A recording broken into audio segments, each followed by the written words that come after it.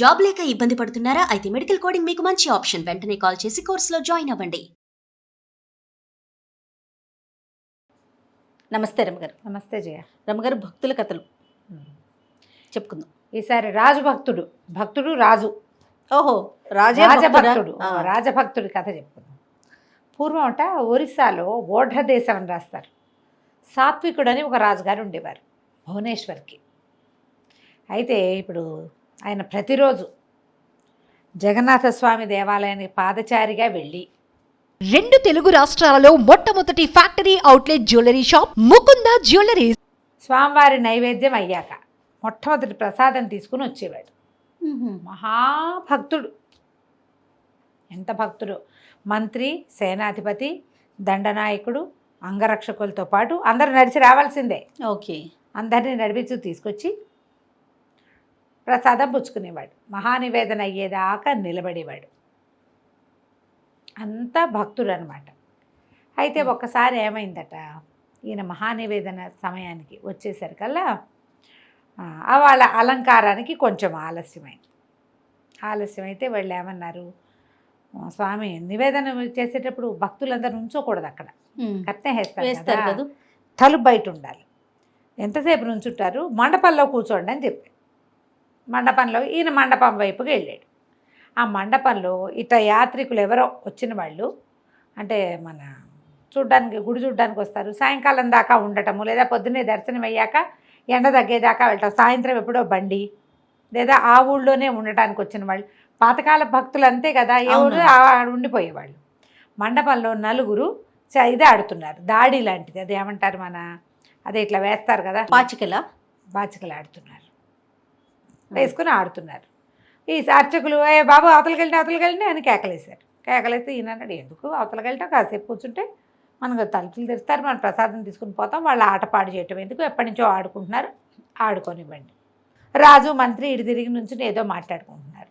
హే నేను గెలిచానని ఒకడు వినపడి వెనక్కి తిరిగి చూసేసరికల్లా అందులో ఒకడు పండిపోయాడు. మిగిలిన వాళ్ళు ఆడుతున్నారు. ఒకసారి ఎవరైనా ఆడుతుంటే మన దృష్టి దాని మీదకి వెళ్ళిందనుకో, తర్వాత ఏం పడుతుందో చూస్తాం. ఇక ఆడుతుంటే ఆట మీదకి దృష్టి ఈయన ఒక్కడికే కాదు, మిగిలిన నలుగురికి పట్టింది.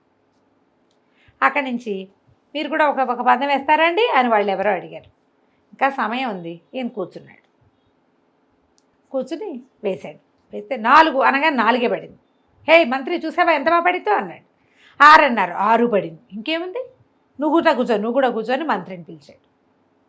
మంత్రి గారు కూడా కూర్చున్నాడు. ఆల్రెడీ ఆడుతున్న వాళ్ళు నలుగురిలో ఒకడు పడిపోయాడు, 3 ఉన్నారా, ఆ 3 ప్లేస్లో మంత్రి, దండనాయకుడు, అంగరక్షకుడు పెద్ద కూర్చున్నారు, రాజుగారు కూడా కూర్చున్నారు. ఇక ఆడేస్తున్నారు జోరుగా. అలాంటి ఆటలు మొదలు పెడితే ఇక వదలదు. అవును, ఏక్ బార్ లత్ లగ్గయితో అంటుంటారు హిందీ సినిమాల్లో డైలాగ్. ఒక్కసారి గనక అలాంటి అడిక్షన్ ఏర్పడిందా, వ్యసనం దాన్నే అంటారు. ఇక ఆట ముమ్మరంగా సాగిపోతాం. ఘంటానాదం వినపడింది. స్పృహ లేదు, ఆడేసుకుంటున్నారు. రాజుగారు రాలేదని చూస్తున్నారు. మిగిలిన భక్తులంతా అక్కడ నిలబడి ఉన్నారు. మొదట రాజుగారు పొద్దున వస్తే ఆయనకి ప్రసాదం ఇచ్చి మిగిలిన వాళ్ళకి ఇచ్చే అలవాటు వాళ్ళకి. చూస్తే రాజుగారు రాడు. భక్తులంతా వేచుంటారు. అప్పటి నుంచి నుంచున్నాం కదండి, రాజుగారిని పిలవండి అంటే ఆయన ఏం పిలుస్తారు, ఆయన ఆటలో ముమ్మరంగా ఉన్నాడు. ప్రసాదం అక్కడికే పుచ్చుకొచ్చారు. మండపంలోకి ప్రసాద పళ్ళెం వచ్చింది. ప్రభు చేయబెట్టండి ప్రసాదం వచ్చిందంటే ఆయన ఈ చేత్తో వేసు అని ఎడం చేయి చాపాడు. ఎడం చేతిలో పెట్టలేక ఊరుకున్నారు వాళ్ళు. ఎడం చేతిలో ఎట్లా పెడతారు ప్రసాదం కదా. దాంతో వాళ్ళు వెనక్కి వెళ్ళిపోయారు. ఆట అయిపోయాక అప్పుడు రాజుగారికి కూడా తెలిసింది. ఇంకా నివేదన అవలా, పదండి ప్రసాదం తీసుకుందాం అన్నాడు. అనగానే గుడి తలుపులు మూతపడిపోయాయి. అనేసరికల్లా మంత్రి అన్నాడు, అది కాదు ప్రభు, ఇందాకే అయిపోయింది, మనం ఆటలో ముమ్మరంగా ఉన్నాము, మరి అంగరక్షకులంతా తీసుకున్నారు, మరి మీకు ప్రసాదం పట్టుకొచ్చారు, మీరేమో ఎడం చేయబట్టేసరికల్లా పండాగారికి ఎడం చేతిలో పెట్టబుద్ధి కాలేదు అనేసరికి చాలా బాధ వేసేసింది. ఏమిటి ఈ ఆటలో పడి జగన్నాథ ప్రసాదం వదిలేశాను నేను, ఇలాంటి వ్యామోహమా నాకు ఇలాంటిది ఉందా అని సాత్వికుడు విపరీతంగా బాధపడిపోయాడు. ఏడ్చేశాడు అక్కడ నిలబడి. ప్రసాదం తీసుకోకుండా గుళ్ళోంచి ఎట్లా వెళ్తాను, 10:30కి తీసుకోవాల్సిన ప్రసాదం అపరాహ్నం అయిపోయింది, 12:30 అయిపోయింది. ఆట ఆయన చాలా దీనవదనంతో కాళ్ళు ఈడ్చుకుంటూ వచ్చాడు. దీనికి ఏదైనా చెయ్యండి, ఈసారికి అయింది పొరపాట్లు ఎప్పుడైనా అవుతాయి, మీరు ఎప్పుడు ఇట్లా చేసిన వాళ్ళు కాదని ఎంత నచ్చజెప్పినా ఆయనకి నచ్చుబాటు కాల. దుఃఖిస్తూనే ఉన్నాడు, బాధపడిపోతూ. బాగా ఆలోచించాడు, నేను ఎడంచేయి పట్టడం ఏంటి ప్రసాదానికి, ఆడితే ఆడని కుడిచేయి పట్టి ఉండొచ్చు కదా, అంత ఒళ్ళు తెలియనితనం నాకు ఎందుకు వచ్చింది, పెదవ ఎడంచేయి, దీనికి తెగ్గొట్టేసుకోవాలనిపించింది ఆయనకి. ఇది ఒకటి ఉండబట్టి కదా నేను చేజాపాను, నేను తప్పు కాదు, ప్రసాదానికి ఎడం చేయబడతానా, నేను రాజునయ్యుండి నేను ప్రజలకు ఏమి చెప్తాను, నేను పైగా నేను ఊడిస్తే కానీ రథం కదలదే, నాలాంటి సేవ జగన్నాథుడు ఒప్పుకుంటాడా, ఇంకా వ్యసనపరుడి సేవ ఒప్పుకోడు ప్రభువు, నేనేం చేయను రేపు, నేను వెళ్తే నా మొహం మీద తలుపులు మూసేస్తాడేమో, అట్లా ఎన్నెన్నెన్నెన్నో ఊహించేసుకున్నాడు. ఇక నన్ను కరుణించడు, నా దేశం ఏమైపోతుందో, నా వల్ల నేను చేసిన ఒక వెధవ పని, ఒక పొరపాటు, ఒక వ్యసనపరత్వం వల్ల ప్రజలంతా కష్టపడతారు. ఇట్లాంటి దుర్మార్గులైన రాజులు ఉన్నప్పుడు అకాల వర్షాలు వస్తాయి, క్షామం వస్తుంది, నా వల్ల నా రాజ్యం అంతా పాడైపోతుంది. జగన్నాథుడు వెళ్ళిపోతాడేమో ఓడ్ర దేశాన్ని వదిలిపెట్టి, ఇక పలకకపోతే, ఇట్లా పిచ్చిగా ఆలోచించేసుకున్నాడు, ఏడ్చేశాడు. అన్నం తినలా, ఎంత బతిమలాడినా ఆహార స్వీకారం చేయలే. తెల్లవారి జామున ఏమనిపించింది ఆయనకి, రాత్రికి ఈ చేయి తెగ్గొట్టేసుకోవాలి, నా అంతటి నేను తెగ్గొట్టుకోలేనేమో అని చెప్పి ఏమన్నాడు, మంత్రి కబురు చేశాడు. మరి నాకు ఏవో పిచ్చి కళ్ళు వస్తున్నాయి, ఏవో చేతులు వస్తున్నాయి గదిలో ఇంచి బయటికి, అలాగ తెలుస్తుంది కిటికీలో ఇంచి, నువ్వు కిటికీ బయట ఉండు, ఏదైనా ఒక చెయ్యి కిటికీలో ఇంచి బయటకు వస్తే ఆ చెయ్యి తెగ్గొట్టేసేయి అని చెప్పాడు. రాజుగారు అసలు ఏడు చచ్చిపో ఇదైపోతున్నాడు కదా, ఆయన బాధపడిపోతున్నాడు. సరే ఆయనకి కళ్ళు వస్తున్నాయి, కళ్ళలో కనపడిన చేతులు విడిగా నేను పడగొట్టడం ఏమిటి, ఆయనకు వస్తుంది కళ. ప్రసాదం తీసుకోపోవటం వల్ల ఆయన మనసులో కలుగుతున్న బాధల వల్ల వచ్చే హల్యూసినేషన్స్, ఆయన మాట కాదంటే ఎందుకు, అలాగే ప్రభు ఇక్కడే నుంచుంటానన్నాడు. ఆయన పోయి కిటికీ పక్కన కత్తి మోహరించుకుని రెడీగా పెట్టుకుని నుంచుని ఉన్నాడు. సరే ఈయనేం చేశాడు, తెల్లవారి 5 గంటలకి ఎడం చేయి బయటికి చెప్పాడు కిటికీలోంచి. మంత్రి ఆశ్చర్యపడి, ఇదేమిటి ప్రభువు చెప్పినట్టే నిజంగానే చెయ్యి వచ్చిందే, చెయ్యి కాస్త కొట్టేశాడు. కొట్టంగానే కేవ్వమని కేక వినపడింది. కేక వినపడేసరికల్లా ఒరే దీపం తిండి ఏదో అవుతోందని కేకలు పెట్టాడు మంత్రి. ఏమవుతుందో తెలియలే, చెయ్యి దిగితే రాజైతే మాత్రం ఏడుస్తాడు, వెతగా కేకలు పెడతాడు కదా, అరిచే తెగిపోయింది ఇక్కడ దాకా, ముంజి మణికట్టు దాకా కోసేశారు. అక్కడి నుంచి లోపల భటులు పరిగెత్తుకొచ్చారు. అదంతా నిద్రపోయే సమయం, ఎవరుంటారు, జోగుతూ ఉంటారు.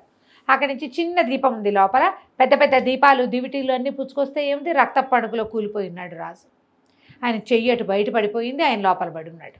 మంత్రి కేకలు పెట్టాడు, అయ్యో రాజహంతకుండి, నేను రాజరక్తాన్ని నేలపాలు చేశాను, మనకి క్షామం వచ్చేస్తుంది, నేను ఎంత పని చేశాను, ప్రభు ఇంత పని చేయించారా నాతోటి, ఈ పాపను నాతో మూట కట్టించారా అని వాళ్ళ ఏడ్చి పెద్ద కేకలు పెట్టాడు.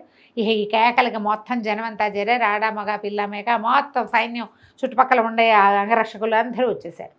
రాజు నెత్తుటి మడుగులో పడి ఉన్నాడు. ఆయనకి ప్రాణాపాయం ఏం జరగల, చెయ్యి ఇక్కడ తెగితే ఈ నర్వు కట్ అయిందంటే ఎంత నెత్తురిపోతుంది. అక్కడి నుంచి వైద్యుడు ఎక్కడో దూరంగా ఉంటాడు. ఇక గుర్రాల మీద పోయి ఆయన లాక్కొచ్చారు, కట్టుకట్టాడు. అక్కడి నుంచి మంత్రి బాగా దుఃఖించాడు. నాతో ఇంత పని చేయించావా నువ్వు, ఏనాడైనా కత్తి పెట్టిన వాడినా, నీకు కల వస్తుందని నుంచున్నాను ఇక్కడ, నాతో తరిగిచ్చావు అని బాధపడ్డాడు. ఆయన మా రాజుగారి లెక్క ఏం చెప్తాడంటే, నేను క్షత్రియుడిని, నువ్వు బ్రాహ్మడివి, క్షత్రియుడు చేయవలసిన క్రియలన్నీ బ్రాహ్మడితోటి చేయించవచ్చు. ఒకవేళ నేను ఒక 10 రోజులు ఊళ్ళో లేకపోతే నా బదులు నిన్ను రాజుని చేయొచ్చు, నువ్వు సర్వసమర్థుడివి, నా చేయి నేను నరుక్కోలేను కాబట్టి నీతో నరికిచ్చాను, అది నువ్వు నరికినట్టు కాదు, నేను నరుక్కున్నట్టే. ఎడం చేయి నరుక్కోలేక మన వల్ల కాదేమోనని నీతో చేయించాను, నువ్వు ఏమీ బాధపడద్దు అని బాగా ఓదార్చాడు. ప్రజలంతా అల్లాడిపోయారు. అసలు మొత్తం రాజప్రాసాదం అంతా గగ్గోలెత్తిపోయింది. తెల్లవారింది, రాజుకేవో ఉపచారాలు చేశారు, మందులు పోశారు, అవి దీనికేవో పసరు రాసి కట్లు కట్టారు. ఆ తెగిపోయిన చేతిని తీసి జాగ్రత్త పెట్టారు, పాతి పెట్టద్దు, అవశేషం లాంటిది అది. అక్కడి నుంచి ఆయన అన్నాడు, ఆ చేతిని పల్లకీలో పెట్టండి, పదండి జగన్నాథ దర్శనానికి వెళ్దామన్నాడు. ముందు రోజు ఆ పని చేసి మర్నాడు ఈ పని చేశాడనమాట. పల్లకీలో తీసుకుపోయారు. అక్కడి నుంచి ఈయన బయట నుంచున్నాడు. జగన్నాథుడు నన్ను రాణిస్తాడో రానివ్వడు. నా చేతిని తీసుకెళ్ళి ఏ చెయ్యి అయితే పాపం చేసిందో అది వెళ్ళి జగన్నాథుడి గుమ్మల్లో నుంచుంటుంది. ఆ తలుపు దగ్గర నిలబడాలి ప్రసాదం ఇచ్చే వేళకి. అక్కడి నుంచి సరే ఆ పల్లకినేమో ఆ తలుపు దగ్గర పెట్టారు. రాజుగారేమో ధ్వజస్తంభానికి యువతల నుంచున్నాడు. నన్ను లోపలికి రానివ్వడు. ప్రజలు కొంతమంది లోపలికి పోయారు. నేను తప్పు చేశాను, నా జగన్నాథుడు క్షమిస్తేనే వస్తానన్నాడు. ఎటా క్షమిస్తాడు జగన్నాథుడు తెలీదు మనకి. అక్కడి నుంచి ఏమైంది, ఒక అరగంట గడిచింది. అంటే మహాద్వారం లోపల నుంచి తలుపులు తెరుచుకునే మహానివేదన అయిపోయింది. గంటలు మోగుతున్నాయి. ప్రసాదం పుచ్చుకొచ్చారు భక్తులు. మన పండాలు పూజారులు ఉంటారు కదా, జగన్నాథ ప్రసాదాలు ఎన్నో చెప్పని భోగు చేస్తారు. ఆయనకి ఎన్నో ప్రసాదాలు ఎంతో వండుతారు. అవన్నీ పళ్ళెం పుచ్చుకొచ్చారు. రాజుగారికి ప్రసాదం ఇవ్వకపోతే ఆయనకు రోజు ఏం అలవాటు, ఇట్లా దోశలు పట్టడం అలవాటు. కుడి చేయి చాపుతూ అలవాటుగా రెండో చేయి కూడా చాపేసాడు, ముండి చెయ్యి. ప్రజలంతా అక్కడ నిలబడి అయ్యో అయ్యో అయ్యో అని దుఃఖించారు. ఎంతమంది వలవల ఏడ్చిన వాళ్ళు, కొంతమంది హాహాకారాలు చేసిన వాళ్ళు, కొంతమంది అలవాటుగా చేయి పెడుతున్నాడు. ఇట్లా ప్రజలు చూస్తూ ఉండగానే ఈ ముండి చేతుల నుంచి చేయి ములుచుకొచ్చేసి దోశలు వచ్చేసింది రాజుకి. అబ్బబ్బబ్బబ్బా, చేయి మొలిచేసింది. ప్రసాదం తీసి నోట్లో వేసుకున్నాడు. జగన్నాథుడు నన్ను క్షమించాడు అని ప్రజలంతా ఓహో ఉత్తుంగ తరంగంలాగా లేచింది. ఓహో స్వామి క్షమించాడు క్షమించాడు క్షమించాడు. అవజ్ఞని భగవంతుడు క్షమిస్తాడు ఎప్పుడు? పశ్చాత్తాపం వల్ల. ఎస్, అది మళ్ళీ చేయడు వీడు జన్మలో అని భగవంతుడిని నువ్వు నమ్మించేంత భక్తి నీ దగ్గర ఉన్నప్పుడు. అక్కడి నుంచి ఈ మంత్రికి ఏమనిపించింది, అక్కడ చెయ్యి లేదు, పల్లకి బయటికి తీసుకురండి రా, చెయ్యి మొలిచింది కదా ఆ చెయ్యే వచ్చింది అనుకున్నారు వాళ్ళు. పల్లకి మోసుకురండి అంటే పల్లకి మోసుకొచ్చారు. ఆ పల్లకీలో ఊరికే తెరలు ఒత్తిగించి చూస్తే అక్కడ ఒక ఆకుపచ్చడిది ఇంత చెట్టు ఉందట. ఎంత గుమగుమలాడుతోందో అది బయటికి తీశారు. అది ఇట్లా ముట్టుకుంటే చేతులకి వాసన ఇంటేస్తోంది. ఎంత వాసనో! అదే మనం వాడుకునే దవనమట. మరువన్ దవనం వాడతామా? దవనపు చెట్టు. అప్పటి నుంచి జగన్నాథుడి నిత్యోత్సవాల్లో ఎప్పుడూ ఆ దవనాన్ని వాడతారు. అక్కడ దండల్లో మరువం వెయ్యరు, దవనం వేస్తారా? దవనమే వేస్తారు. ఆ దవనము సాత్విక మహారాజు యొక్క ఎడమ చేయట. ఏం కథ చూడు. ఎంత అద్భుతం రమ్మగారు. ఆ చెట్టుని పాతిపెట్టి దాని నుంచి ఎన్నో వేల వృక్షాలు వచ్చాయట. అదొక మహావృక్షంలాగా ఆనాడు పెట్టబడినటువంటి దవనవనం ఇప్పటికీ ఉందట పూరిలో. ఆ దవనం ప్రత్యేకంగా పెంచుతారు. మనకి దవనం పెరుగుతుంది మనకు కూడా. అక్కడి నుంచి వచ్చిందేట, పూరి నుంచి వచ్చిందే. జగన్నాథుడు ఎంత భక్త సులభుడో. ఇట్లా అడిగితే చాలు, తప్పు ఒప్పుకుంటే చాలు, అట్లా తీర్చేస్తాడట. ఇలాంటి ఎన్ని కథలు చెప్తారో పూరి గురించి. ఏమైనా కాయలు అవి పళ్ళు పెట్టాలనుకుని, ఎవరైనా నివేదన చేయాలనుకుని డైరెక్ట్గా స్వామికి నివేదన చేయకపోతే అది తినడానికి మనిషి వచ్చి తింటాట. అక్కడ ఎవరో ఒకళ్ళు వచ్చి వీళ్ళు నివేదన చేయదలుచుకున్న వస్తువుని వినిమయం చేస్తారు. మిగిలిన అన్ని చోట్ల కంటే ఈ పూరిలో కథలు చాలా విశేషంగా కనపడతాయి. వీళ్ళు వెంబడి మరికొన్ని కథలు కూడా చెప్పుకుందాం. వెతుక్కోవాలి వాటి కోసం, కొంచెం ఒక్కసారి చెప్పుకో. ఏ మాత్రం అవకాశం ఉన్నా చూడండి అమ్మగారు. మహాద్భుతంగా ఉంది. ఎంత బాగుంది చూడు కథ. చాలా చాలా బాగుంది. కథ కంచికి మనం ఇంటికి. నమస్తే.